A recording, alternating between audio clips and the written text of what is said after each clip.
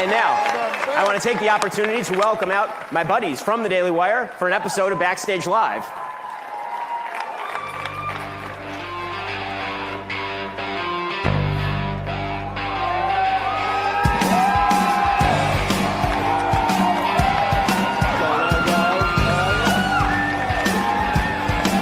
How are you, sir? Good to see you. I'm certain you did that wrong.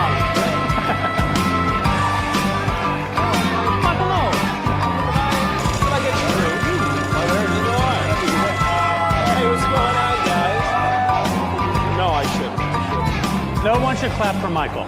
No. It's just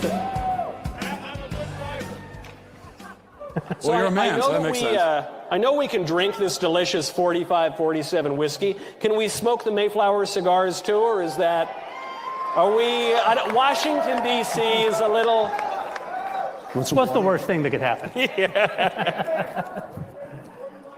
Welcome to CPAC and Backstage Live. Pass on the booth. You'll have the whole bottle. Yeah. Thank you. This is a show that we do once a month at the Daily Wire. In fact, we're going to do it again on March 4th for the President's Joint Session of Congress, where we get the whole team together and we talk about what's on our mind. And so this will be a little bit different than the other panels that have happened throughout the day because we have to do ad reads. It's okay. It's how we buy the plane tickets to get out here. What I want to talk about, though, first, right out of the gate. Today is 30 days of Donald Trump into his second term.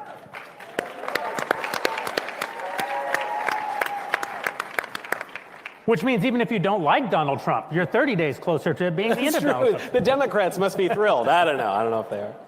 I want to talk about all the amazing things that have happened in this first 30 days. One of the most dynamic and energetic beginnings of any presidency, certainly in my lifetime. And since we got all of our pals here at CPAC, let's just talk about how great it's been. Michael. My favorite thing, this is very difficult, because I loved when President Trump, Napoleon posted on Twitter and through social. I thought that was great. Loved that. I loved when J.D. Vance gave lectures on Thomistic philosophy to that CBS News lady on television. That was great. But my favorite thing, I think, my actual favorite initiative for the first 30 days has got to be the presidential pardons.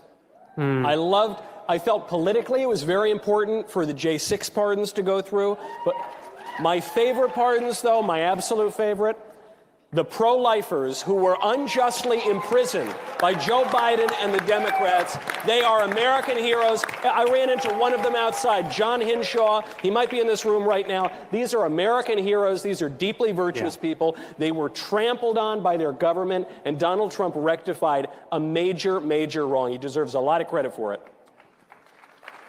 You know, if I were to say my favorite thing from Trump's term, number two, I'll get to number one, but number two. You only get one. Well, I got to my runner-up is Trump at least talking about potentially taking back control of the Panama Canal. That's a little bit of a deep cut, but I think that's an important thing. That's good. And Greenland too. Maybe we're taking Canada. We'll see. We got to get rid of move the Canadians somewhere else, because we don't want the Canadians, but we want Canada. We want the land, not so much the people on it. We'll move them to reservations up in the Arctic, and they'll be quite happy. But my actual favorite thing is what I think is basically the end of the trans agenda of gender ideology in this country. Yeah. This is. The fight continues because the people that advocate for this butchery and this insanity aren't just going to go away. They're going to find a way to continue victimizing kids, and so the fight will continue in that way. But look, we've got with Donald Trump in just a few weeks, we have banning men from women's sports. We have putting an end to child castration in the hospitals, defining sex as man and woman, and I think that. The legal stuff is really important, but just the bully pulpit, having a person in a position of authority who's willing to say the obvious thing, which is that men are men and women are women, which, by the way, is something that everyone has always known. Every single person in the world has always known that. But for a period of time, a lot of people were afraid to say what they knew to be true because and thanks to Donald Trump, thanks to a lot of people that have been in the fight. But what they needed was someone in a position of power like Donald Trump to say this obvious true thing. And so I think it's the beginning of the end of gender ideology in this country. Andrew Klavan, you have opinions? Yeah, by far, my favorite thing about the Trump administration has been the absolute decimation and destruction of the mainstream media. I mean, it has been like that scene in Game of Thrones where the woman has to walk naked through the streets while people shout shame and throw rotten vegetables at her. Except it's been better because it's been the mainstream media walking naked through the streets. And they've just been reduced. And I knew this the moment. No one wants to see that, Drew. the moment the results of the election came in, this kind of blanket of peace passed over me because I realized what had happened, that we'd beaten them. And that was death, Drew. That may be death, yeah. But it couldn't have happened without Trump. It couldn't have happened without Trump. But it couldn't have happened without us, too, and all the Joe Rogans and all the podcasters and all the small media that grew up suddenly and exposed them for what they were. And the benefits, the side benefits of this, is it has put a little tiny bit of steel in the Republican Party. These guys, like this much. you know, this place that we're in right now is surrounded by media like this steel bubble, I should call it. And they think when the New York Times says something, it's the people talking. They think, oh my gosh, it's in the New York Times, my career will be destroyed. And now they realize it's in the New York Times, a bird is going to crap on it, and no one's going to remember what anybody said. So far, I've enjoyed this panel very much because we're living up to our sort of reputation at the Daily Wire. Your favorite thing about Trump is us. And your favorite thing about Trump is your movie. Yeah. And Michael's just here for the booze. That's true. And the cigars. And the Mayflowers. Delicious Mayflower cigars. Ben, the best thing about the first 30? Well, so by far the best thing that has happened during the first 30 days was that exchange that he had with the Afghan lady reporter, which is one of the great moments in all of media history. And if you haven't seen it, folks, you absolutely should Google it because it is legitimately one of the funniest things that has ever happened in the history of the media. There's a reporter from Afghanistan who asked President Trump a question in a very thick accent, and he had no idea what she was saying. And he said, "Your voice, it's so beautiful, so melodious. I don't understand a word you're saying. God bless and live long, live in peace." And it's like, wow, he went like full Spock at the end. Like, it was great. So that was great, just as a moment. And there have been many such wonderful moments, including I Don't Care, Margaret, right, from the vice president. And there are a bunch of like great memeable moments. And of course, Elon is a walking meme, as you've seen. But in terms of actual policy, I think the most important thing that President Trump has done is he has exposed the reality, which is that the amount of power that has aggregated in the executive branch over the course of time is extraordinary, and it is at the behest of the President of the United States. So for two reasons, this is really important. One, because the Democratic Party established over the course of the last 100-odd years, really since Woodrow Wilson, that the executive branch was going to be the predominant branch of American government, and all power was going to be centralized in it, spending power, regulatory power, all of it. And then they basically said, and Republicans can't touch it. When we run it, we'll run it, and we'll put permanent employees in place so that when you run it, you don't run it. And President Trump came in, and he said, no. You've given all this power to the executive branch. Guess what? Guess who's the president now? It's me.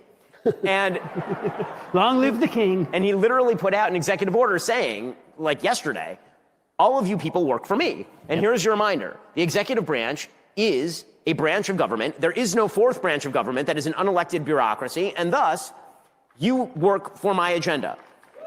And this is great for a couple of reasons. One, because it means that he's going to be actually able to clean out so much of the rot inside these institutions, and that's what DOJ is in large part.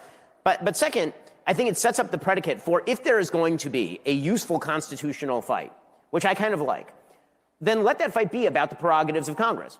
Let Congress try to actually go back to the original structure in a fair way, because for too long, Republicans have been playing by the Marcus of Queensberry rules on this stuff, where, as I say, the rules apply when Republicans are in power, and then they stop applying the minute a Democrat is in power. And President Trump, as I said before, he lives in reality, and for President Trump, there's no set of rules where there are two sets of rules, right? There's either one set for everybody or there ain't no rules. Yeah. And he says there's one set of rules for everybody. I'm the president, and now all you people work for me or you're fired, which is just wonderful.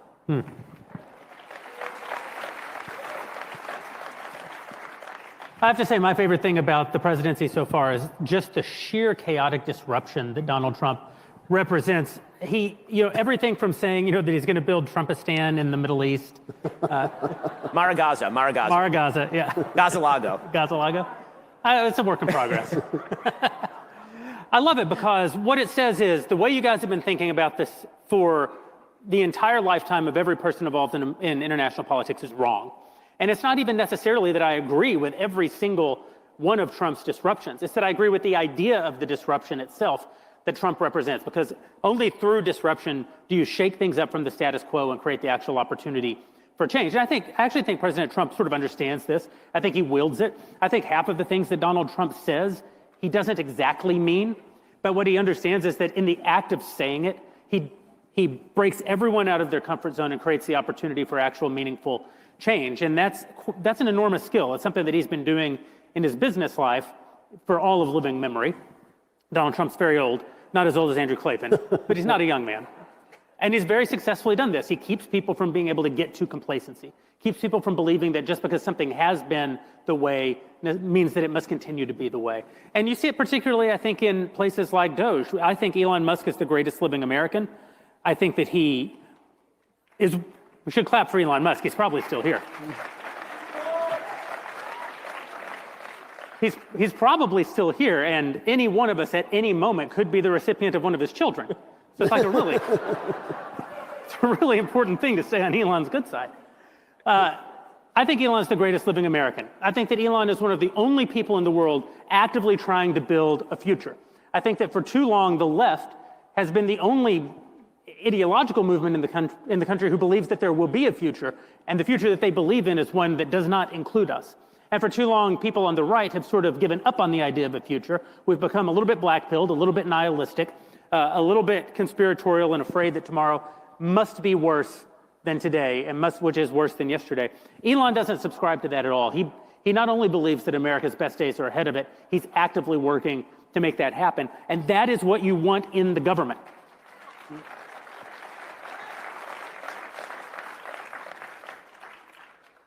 We are going to take questions, and I believe that the place where we're going to take questions is over in this. They told me it's down there, but I don't know where down there means. But we're going to spend a lot of our time interacting with you guys because you bought the tickets, and we get to hear from each other, all day, every day.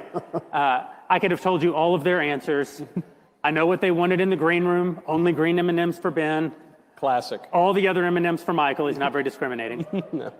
We're going to take a lot of questions from you, but first, Ben Shapiro. Well, folks, let's talk about how you stay healthy, okay? Because let's be real about this. You need to stay healthy. And if you wish to stay healthy, Balance of Nature fruits and veggies will make it happen for you. There's never been a more convenient dietary supplement to ensure you get a wide variety of fruits and veggies daily. Imagine trying to eat 31 different fruits and veggies every day. That sounds horrible. It sounds like torture. It sounds like a year in jail with Nancy Pelosi. Well, Balance of Nature takes fruits and veggies, they freeze dry them, they turn them into a powder, and then they put them into a capsule. And let me tell you, I can pop those directly into the protein smoothie, and that keeps me looking like a Greek god. I know it doesn't look like that from the outside, but I can promise you that I am absolutely jacked. Well, believe me or don't believe me, that's your choice. But you should believe me when I say that you should take Balance of Nature fruits and veggies every day, and your body will do the rest. Head on over to balanceofnature.com. Use promo code BACKSTAGE for 35% off your first order as a preferred customer. Plus, get a free bottle of fiber and spice. That's balanceofnature.com. Promo code BACKSTAGE. Can I say, thank you for helping, pay our bills and everything. Can I say, Ben, those were the most powerful remarks ever delivered on this stage. Wow. About Balance of Nature. I thought it was Hey, you were really sitting compelling. next to the man who called for the eradication of transgenderism from our national polity on stage. Well, second. right Okay, now. it was second. It was second. Now eradicate ill health from your body forever. Balance with of Balance Nature. of Nature. Absolutely. Okay, good. So, one of the things that we like to do on Backstage is move beyond just politics and talk about culture, talk about religion, talk about the things that make our life meaningful. One of the things that's been on my mind a lot in this really triumphant moment the last 30 days. Blake Lively and Justin Baldoni. How did you know? Who are they? One of the things that's really on my mind is that when you are in these triumphant political moments, it can seem suddenly like your life is going to be good because we're winning in the very important but somewhat abstract realm of politics. But the truth is, your life may continue to be quite bad. Listen, pick her up right here. Listen, I'm good at that. my job. Everybody's in a good mood, and Jeremy's like, and then you'll die. And then you'll die. And at the same time, your life may have been very good these last 4 years while Joe Biden was president, even though things in our national politics were going quite poorly. And so I think it's important in these moments to reflect on what are the actual things we can do in our own lives to ensure that we're living lives that are honoring to God, productive for our family, productive for our country. It can't just be that we're watching news on television. It can't even just be that we're actively engaged in politics and being somewhat activists. How are we to live our lives in light of the moment in which we live? You know, there's a big debate that's been on the right, and it's become more emphasized in recent years, and it's actually a very old debate between the classical understanding of freedom and the more modern understanding of freedom. And the way that it's usually summarized is by Lord Acton, who says that freedom is not the ability to do what we wish, but the right to do what we ought.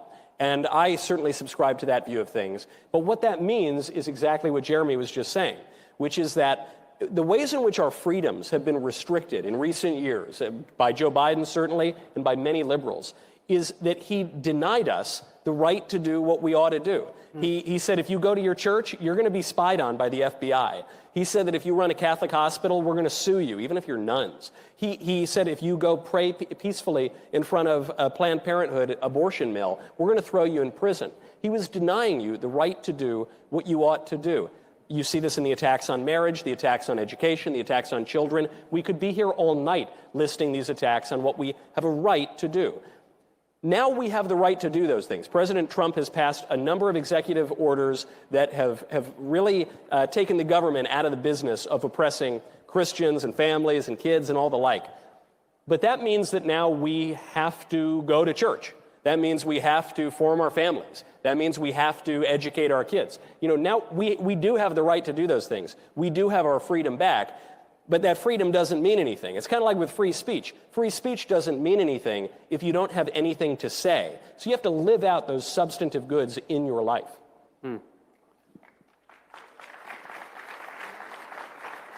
I hate it when people clap for you. I really do. True.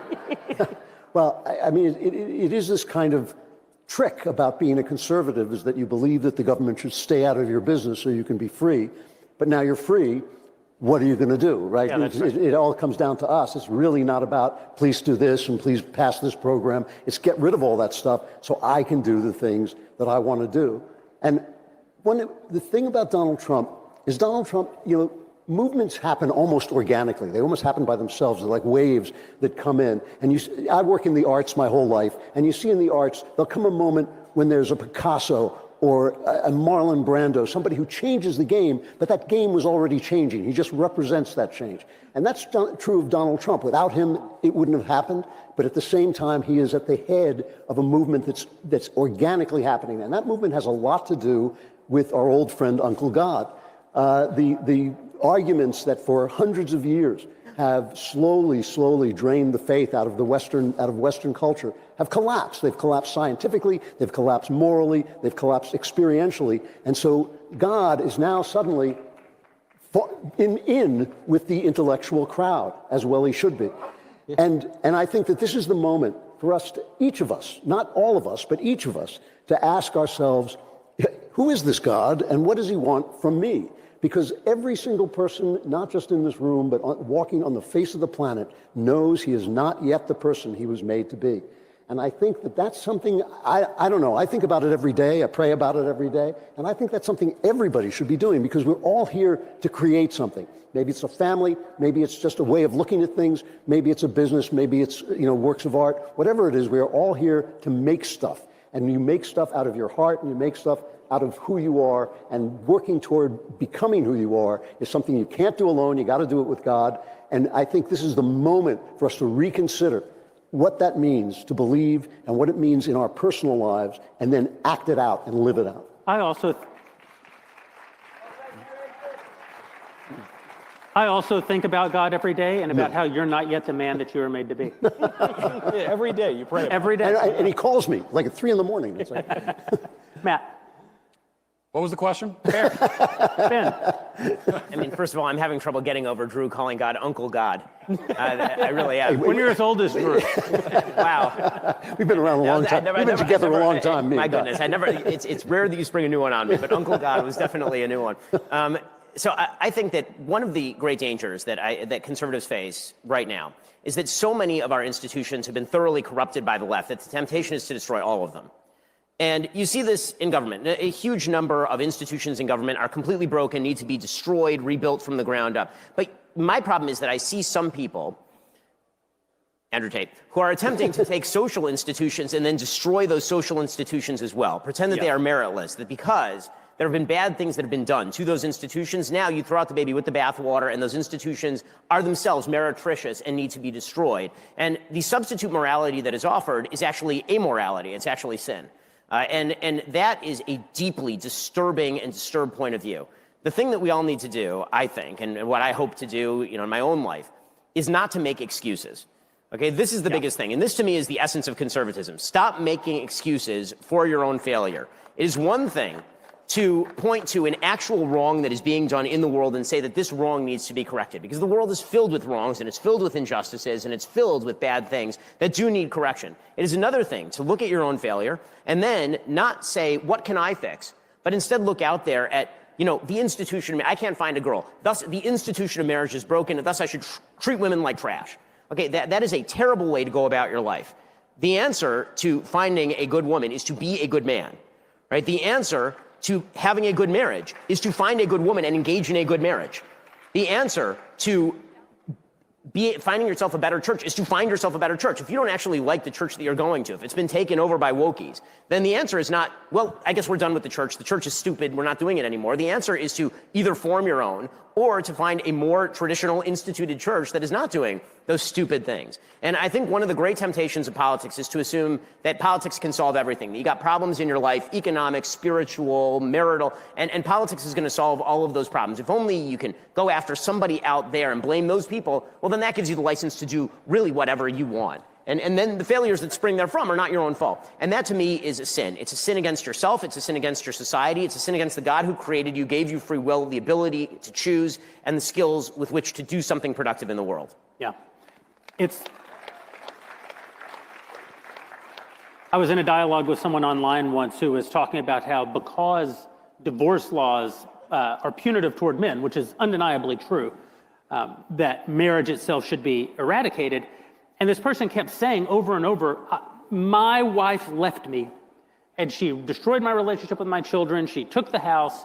She got half of my money. I didn't want a divorce. She chose to get this divorce. And he had tons of followers. He's creating tons of energy around this argument. And I said, listen, there's no question divorce laws are punitive toward men. They need to be changed. All of the incentives around marriage have become deeply inverted to the detriment of our society. These are real policy issues that need to be addressed. So, but I do think that you're throwing the baby out with the bathwater. I mean, I'm sorry that this happened to you, that your wife left you for no reason. They said, well, I mean, she had a reason. I cheated on her. And I said, oh, well, there you go. Methinks the policy that you are actually against is the policy of you. Yeah. You're the policy of consequence, of just consequence. And that doesn't mean one of the Ten Commandments. That's the policy that he opposed. Yeah, Uncle God's policies. But it is nevertheless the case that most of what your life will be is what you make of it. There will be parts of your life that are impacted by outside forces, absolutely. And the beauty of politics is that we have the opportunity, especially in a country like this one, to do something about those policies that impede our ability to live our lives. But I was backstage talking to Mike Rowe. He mentioned there are 8 million open jobs in this country right now. There are 7 million working age men who aren't just unemployed. They have removed themselves from the workforce. They're not looking for a job. They don't want a job. They feel disenfranchised because they have been disenfranchised, but they are also participating in their own disenfranchisement. And one of the things I've learned in life, one of the things I've learned in business, sometimes people who've succeeded in business will tell you business is about fail, fail, fail until you make it. And that's not true. Success in business is about fail, fail, fail, fail, fail, and with a little luck, you made it along the way. It's less like getting to a destination and much more like being a batter in the major leagues. If you get a hit 3 out of 10 times in the major leagues, You will be in the Hall of Fame. There will be statues of you in your hometown. You did not get a hit 70% of the time. And it's not as though once you did get a hit, you only hit from there on out. No, it's that you missed, you got a hit, you missed, you got a hit, you missed, you got a hit, you got walked. Most of the times when you got the hit, you still didn't score. You got thrown out at second. Or the batter right behind you was the third out, and you basically got your hit and got on base for no reason whatsoever. Sometimes you score and you didn't earn it. Sometimes you pop it up, but the infield fly rule goes into effect, and no one even knows what's happening in the game anymore. I lost the analogy, but I'm sure there was... I'm with you. All that matters is that you get back up and keep batting. That's the only difference between, it's not the only difference, but it's the fundamental difference between people who make it in baseball and people who do not make it in baseball. And it is true in business, and it is true in your marriage, it's true as a parent, it's true in almost every aspect of your life. It's your ability to take life as it is, not as you wish it would be, to take the hard parts of life and to keep getting back up and to keep doing your job. Well, speaking of the hard parts of life, taxes, folks. So, am I right? Taxes suck, right? They're bad. That's why President Trump just fired everybody at the IRS. He actually did. He just fired like thousands of people at the IRS. Well, unfortunately, you don't have a choice. I'm sorry to tell you this. April 15th, tax day, is just around the corner. And don't think that just because Trump and Elon are going through and basically making all these people unemployed, that you're not going to have to pay your taxes. You eventually will. But you don't have to worry about your tax issues with Tax Network USA. Woo! You see where I was going with that, folks? Did I project it?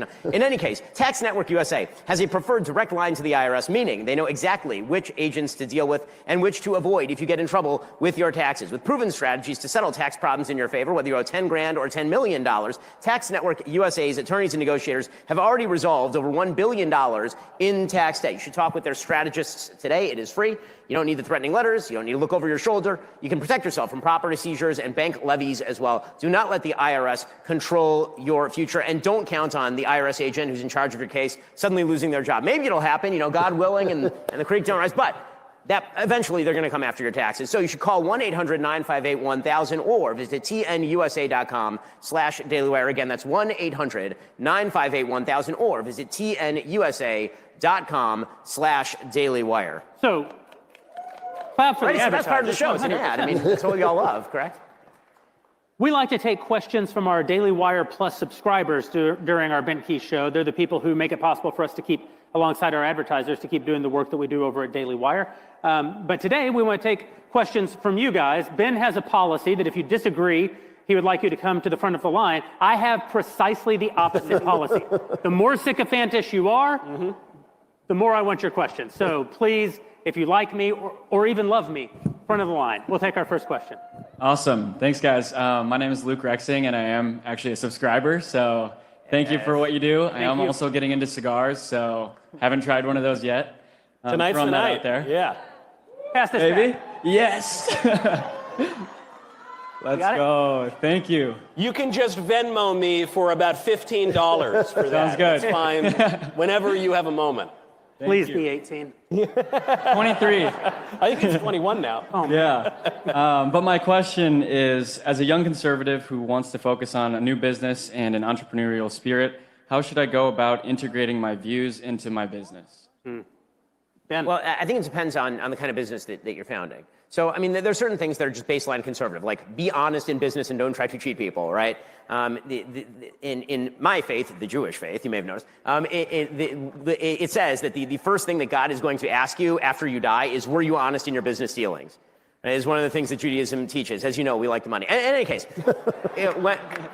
when it comes to actually forming a business, the hard part of business, and Jeremy can talk about this more than I can since he does a lot of the hiring and firing, is actually being cold-blooded enough to look at what's working and what's not. You're not doing anybody any kindnesses by keeping people in the wrong position for too long. That's the hardest part, I think, of doing business, is the difficulty in extricating yourself emotionally from the business to do the efficient thing. But it is important that in order for your business to be a success, in order to be able to employ other people and provide goods and services at a market rate, that you actually make those hard decisions. And again, I think that requires a certain level of emotional remove. And you have to understand that you're actually, again, not doing anybody any favors by keeping them in a position where they ought not be. And that does, I think, also include the reality that you have to, I think, take the blame on yourself if you hired the wrong person. right? Usually if an employee fails, if somebody does something wrong at your company, it's probably because you put the wrong person in the wrong position to succeed, right? That's sort of your job as a company, is to put people in the right position to succeed. And so that I think is the hardest part. Could I also say one thing, that you're integrating your values into the business, and I don't know what your business is. Maybe you said it, I haven't been paying attention to the questions today. No. But so integrate them as in, like Ben said, you're living according to your values. What I think you don't need to do and probably shouldn't do is say, well, this is my business and this is the conservative version of this business. We're the conservative fill in the blank. You don't need to be that. Just do the business and do it well. And if you're living according to your values, then you're already, the conservative version of that business. Sounds good. Thank you, guys. Thank you. Hey, my name is Christy Clark, and I'm actually asking this question for my 14-year-old daughter, who's at home watching right now and absolutely loves y'all. She watches you all the time. I have to turn her TV off at night. Matt, super uncomfortable movie. Absolutely loved it. I don't know how you sat there and did that, but that was amazing. It's because as Jeremy's pointed out, it's because I'm a sociopath. It was insane. That's how. That's my secret. But my question for my daughter Belle is, she wants to be just like you. She's 14. She's charging that way of doing this type of thing. Absolutely wants to do this in life. And how does she get started, even at 14, in the world that we live in, where she is pro-Trump, pro-Republican? What does she do at this age to be you one day and take over Daily Wire, Ben? Eventually we'll be for sale, so she can do that. But I think that, I started writing a syndicated column when I was 17, so actually not that much older than your daughter is now. And the key, I think this is true, by the way, in virtually all businesses, but it's certainly true when it comes to political commentary, is you have to read an awful lot, learn an awful lot about the business, and do a lot of work for free. There's no such thing as a person who's success in literally any business who was not a failure for a very long time before they were a success, right? Everyone who's an overnight success was an overnight success 10 years in the making. And so I started writing a syndicated column, making no money off of this for probably a decade before I had, the famous Piers Morgan interview. That was like fully a decade after I started doing what I was doing. And that takes an awful lot of reading and writing. And then the other thing that I would say is that she should attempt, and I think everybody should attempt, to find a niche where you're a specialist in the thing. And that can be an information niche. Either you can know a lot about a particular topic, or you can be willing to report on a particular topic. And if you have a monopoly on that topic, that makes you a marketable commodity, right? Everybody's got an opinion on politics. Everybody in the room could be a political columnist, I'm sure. But there's a difference between that and being a person who does the research and does the hard work that nobody else wants to do. Right? One of my mentors, Andrew Breitbart, used to say that if you have a cell phone with a camera, you're now a reporter. And that's one way that I encourage young people to get started is you're in your town. There are stories all around you of things that probably require change. Get those stories, hook up with an outlet like ours, we'll report it and we'll make that a thing. And that's a great way to get started in this particular business. One of the great advantages, if you want to be successful in media, is that, and we're testament to this, it requires no talent to do media at all. So if your daughter has talent, then she's already a step ahead of like 95% of the business. Disadvantage, though. If she actually has talent, to your point, Ben, on reading, one thing I would say, especially if your daughter's 14, which is great, love that. I was a political junkie from the age of at least 6. I was like campaigning for Bob Dole in my first grade classroom, all right? I was more excited about Bob Dole than Bob Dole was, so I'm all about it. However, now it's very easy to become famous or infamous at a young age because of social media and cameras.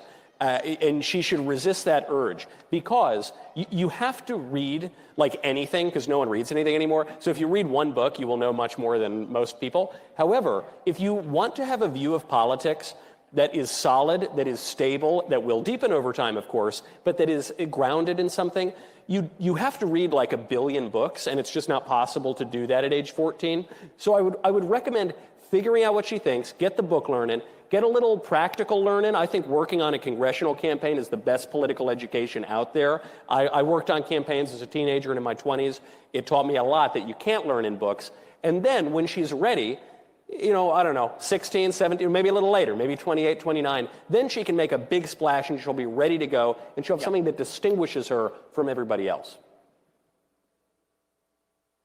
Hi, my name is Blake Markson. I'm a subscriber, and My question here, I'm a college student, and I'm just, I've been, throughout my education, I've like questioned DEI and a lot of subjective business measures. So what I'm wondering is how you guys would challenge these viewpoints and kind of move throughout like my educational process, because I'm a sophomore right now and not really liking everything that I'm doing right now. Yeah. One thing I would say is that it can be really easy to be tempted toward some sort of absolute answer on a question like this. You know, some people will tell you, just keep your head down, get your degree. You're paying to be there. The most important thing is not to rock the boat. You need something from them in exchange for your money and your time. Go get it. That's the only reason you're there. Other people will say, you should just be fighting all the way, defending your rights. Campuses are ground zero for all the worst things that are happening in our culture. Be an activist. But the truth is, you actually have to live your life, and none of the people giving you advice on this topic do. And only you know what you actually want to get out of this experience in college. Only you know what kind of career you want to build in your life on the other side of your time in college. Some of them much more dependent on getting that degree than perhaps others are. I think the best thing you can do in this regard is live according to your lights. The one thing I'll say you should not do is live your life out of fear. If you find yourself living your life out of fear, you actually can't make the cynical calculation of, I will live my life out of fear, but on the other side of it, I'll be very, very successful. That's a deal with the devil that you can just never walk back. But that doesn't mean that you always have to be in the fight. It doesn't mean that you have to be reckless in every situation. I will say in my own life, I've made the choice from a young age, probably before I could make it consciously, that I was just going to say what I believed in every situation and come what may. And, you know, I'd like to say that it's worked out well for me. I've gone through a lot of real difficulties because of that decision. I don't necessarily think that that is the most virtuous decision. I think it's the most Gen X decision, but I don't know that it's the most virtuous decision. Although it can contain virtue. Sometimes, though, it can contain hubris and recklessness and all sorts of other things. So I think that rather than looking for like an absolute answer to the question, the very best thing that you can do is actually know yourself, know what you're trying to accomplish, know what fights are worth your time to be in, and go fight those fights. And if you're like me, it'll be all of them, and you'll never get a college degree and you won't make any money until you're 30, and that's fine. And if you're like Ben, you know, you'll be writing a syndicated column at 17 and now be Ben Shapiro. You know, I would like to add just one more thing. Don't lie. You don't have to get into every fight. You don't always have to speak up if it's not important, if it's not that big a deal. But don't let them make you lie, because some of them will hunt you down until you either have to lie or tell the truth. Oh, I totally disagree with this. You totally lie. No, wait. Let me finish before you. Whatever he says, because he doesn't know what he's talking about. Every lie takes something out of your soul. Every single one. And the bigger lie, the bigger the piece of your soul it takes. Isn't worth it. Not for a minute.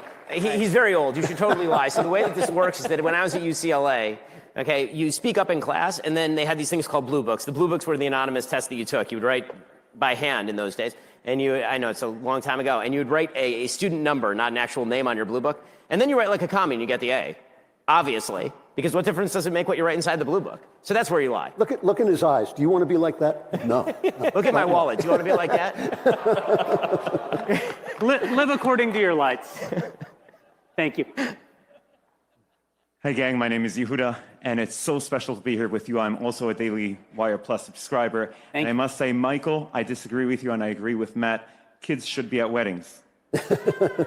Listen, I'm not saying... Well, you said they shouldn't be? I said, I didn't say they should never be at a wedding, but sometimes you throw on the tuxedo, you have a few Coca-Colas, it's a late-night wedding, and I don't want the little wedding kids. For children. That's why marriage exists. In like Pakistan, not in America. What are you, a lib? For children. There's a total lib over here. Yeah.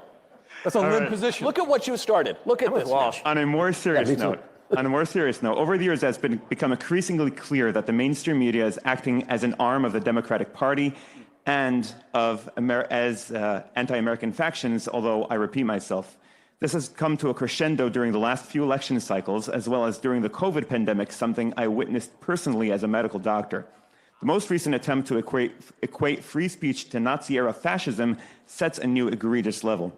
It would not be hard to trace these media trends to foreign groups aggressively using our media to undermine and sabotage the United States. With some investigation, we can easily find which parties are complicit in these efforts. My question is, should we conduct such an investigation? And furthermore, if we do, what actions should we take based on the data we find?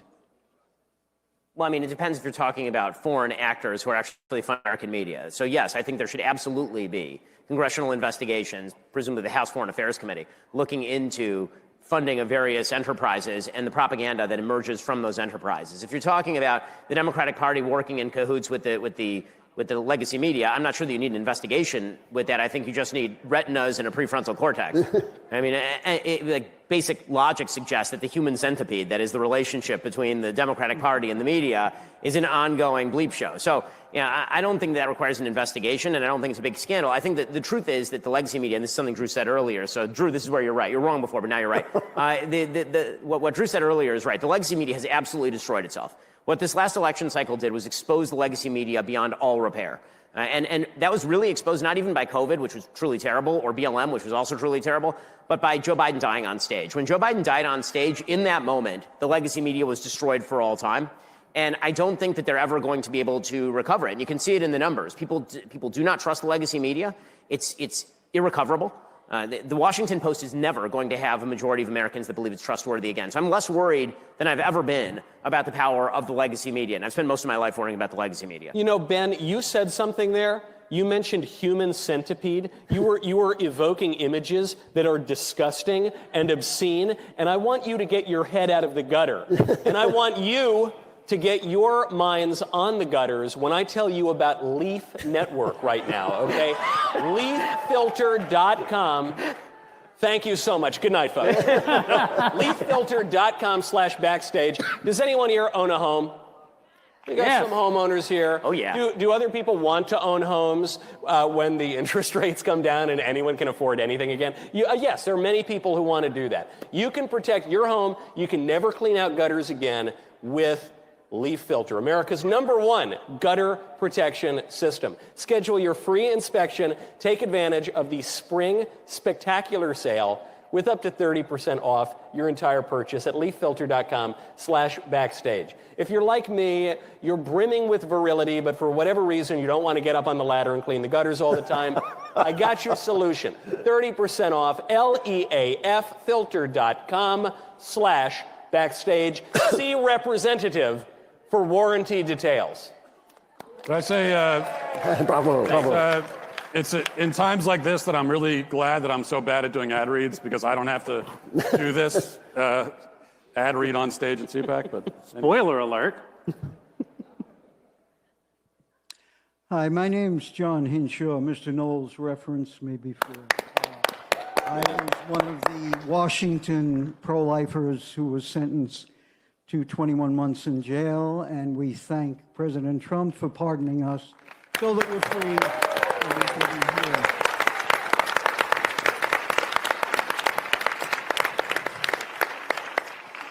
What I wanted to try to get a sense of is, well, what I'm feeling a sense of is there's really an opportunity for the United States of America to have a full discussion about the horror of abortion. We started to have it in the 70s. I'm an old man, I remember it, but a lot of people here don't. There started a discussion, and then Roe v. Wade happened. And aside from all the lives that were lost and all the women that were destroyed, there was also the complete cutting off of discussion about abortion. And the media has kept it that way, our courts. We've never been able, even in the Dobbs decision, the developing child before birth is only briefly referenced. In all the other court cases, it's about some specific legal angle to the issue, the heart of the issue, which is a developing child before birth. And this, I sense, is the time. This is the time for this country to take up that discussion. And even when I'm in disagreement with President Trump, as I am on the IVF, it is an opportunity for discussion. And so I even thank him for that. So I wanted to get some of your feedback on that. yeah, I think I totally agree with everything that you said. And it's easy to forget that just even several months ago, certainly in the last couple of years, we were told, even by conservatives, that our victories, the great victory of repealing Roe v. Wade, one of the great human rights victories of all time, was actually a bad thing politically because we were going to pay for it. We're going to pay the price with some great backlash in the polls, and the women of America would rise up to punish us for protecting babies from slaughter. And that didn't happen. And the reason that it didn't happen is because it turns out, as many of us, as we have all been saying, people like you have been saying, the pro-life argument is a winning argument. It is a winning argument. And as long as you're just honest, the only way to win the argument and when you're pro-life is to be brutally honest and to show, it's one thing, if we are claiming that there is a genocide of children happening, that 60 million human beings have been slaughtered by abortion, if that's what we claim, which is what we claim because it's true, then there should be passion and even anger behind our words. And if there isn't, then why would anyone take us seriously? Because it's like we don't even believe what we're saying. So we are not the ones. The pro-abortion side, they're the ones who have to cover everything they say in euphemisms. They have to be very careful about every word they choose. And the euphemisms constantly change because they can't talk simply and clearly about what the thing is. And we win the argument simply by being clear about it, because the pro-life argument is, as I said, it's the most winning argument of all time. The pro-life argument is simply this, that it is always wrong to intentionally kill innocent human children. That's it. And I defy any pro-abortion person, any so-called pro-choice person, to engage with that. Are you saying that there are times when it is actually okay to intentionally kill an innocent human child? And that's what they don't want to engage with. And as long as we're honest about it, then we win the argument. And this is everything now. What you're talking about is everything, having the argument openly, because the law is not going to stop it.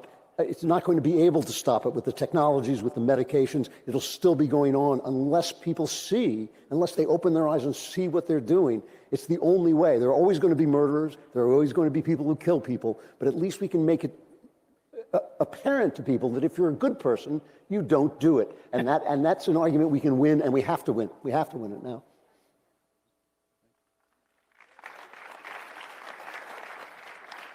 Hi, my name is Erin. I'm a college student. College is woke now. So what would you say to me as trying to represent who I am, just like you guys do every day? I couldn't quite hear that. I couldn't hear a word you said. Yeah.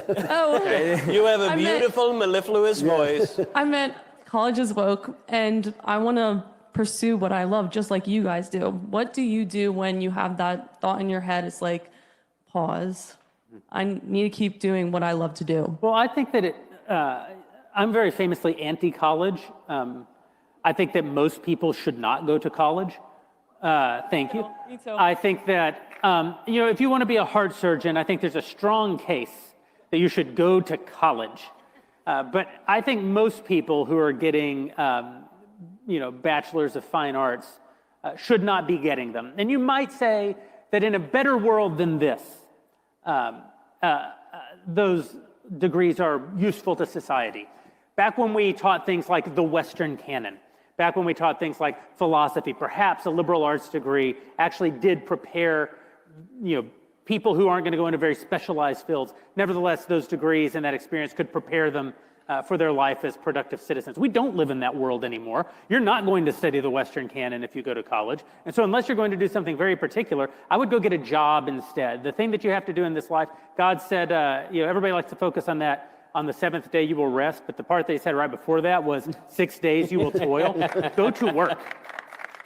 I see your point, Jeremy, which is that for 99% of colleges and in 99% of classes, maybe even within colleges, you're not going to be able to get that great education. I disagree with my fellow conservatives. They sometimes say, only go to college if you're going to study engineering or if you're going to study business or something. I think that's the exact opposite reason to go to college. You should just get a job or an apprenticeship or go to trade school to learn a job. That's great. That's awesome. There's totally a place for that. If you want to get a university education, the point of it is not instrumental or utilitarian. It's not just to make some money or something like that. The point is to get at the truth, and the way you do that is to immerse yourself in philosophy and in literature and history. You can still do that at some universities. There are good ones. I mean, there's Hillsdale, Ave Maria, Franciscan. There are a handful you can name. Even at the big brand name schools, There are at least a few professors left. And then my final point on this, if you find yourself at a woke college that doesn't have great classes, and at the very least, you can understand that every man is my teacher and I can learn something from him. One of the greatest advantages... Not for 250,000 freaking dollars. Books are free. That's true. Listen, but teachers are... You really do need teachers and mentors and things. I agree, $250,000, you know, find scholarships and things like that. But all of that to say, if you're at the woke college, you're making a financially reasonable decision, you can benefit greatly from being around people who are radically leftist, because you can understand their arguments much, much better than they understand your arguments. It will give you an advantage. That is how we win back culture. It is how we make the best of our... Hold on a second. Is he? Or just don't go to college. Yeah! Okay. Thank you. Next question, please. Hi, my name is Alora Van Tassel. I'm the oldest of 6 kids, so my parents definitely understand the difference between a man and a woman. So thank you, Matt, for the movie. I want to ask if you have more tips on standing up against confirming the people around me who continue to push the gender ideology. Keep in mind, I live in a deep blue state that is still, their media is still controlled by the left. So it is important never to acquiesce in this. Yes. Truly, it is really, really, really important. And you're not doing anybody any favors. You know, harsh truth is still better than kind falsehood. And telling somebody who is obviously suffering from a mental condition that in reality they're a member of the opposite sex is not doing them any favors at all, you wouldn't do it in any other circumstance. You would never say to an anorexic person, actually, you know what, you're totally right, you're really fat, when they're actually underweight by 40 pounds. You would never ever tell somebody who is suffering from severe depression that actually maybe you're right, maybe suicide is the proper answer, you know, maybe you're thinking this through properly. And so the idea that you should confirm somebody in what is an unhealthy delusion is wrong. Now, is that going to make friends? No. Is that person going to necessarily want to go out to dinner with you? No, but they are going to remember in the darkness of the night that there was somebody who was telling them the truth. And that is really, really important, because if no one tells them the truth, then they're never going to understand that the other answer was always there, which is that maybe this is not a body problem, maybe this is actually a brain problem. And you know that requires different thinking about these issues entirely. And of course, Matt is the expert on this particular topic, because not only did he make a movie, but I've heard he's a woman. But I mean, look, I think Ben covered it well. I mean, the most important thing, and also to go to Drew's point earlier about never lie. And so you don't have to go looking for confrontation. We tend to be confrontational people. It's part of our job. We're kind of wired that way. And so if you are and you want to go out and look for that, then I mean, God be with you. But you don't have to do that. And you don't have to go jumping on every grenade that you find in the room, but it's just don't play the game, don't acquiesce, don't play the language games. That was the big mistake that was made culturally, even among some conservatives back several years ago, where they started playing the language game and they said, well, I just want to be polite. And once we start putting politeness over the truth, then you've already lost. And so don't do that, and you'll be fine, I think. Hello, my name is Jeremiah Gripsover, and I just wanted to ask a question on behalf of Ben Davies. Michael Knowles, why do you pretend like your show is your own show when clearly Ben Davies is the host? Wow. Wow. Fighting words. Did we just find the one Ben Davies fan at the entirety of CPAC? People infiltrate these events, the leftists or this kind of disreputable, or all these kind of people. And I found my least favorite infiltrator, and that is the fan of Ben Davies.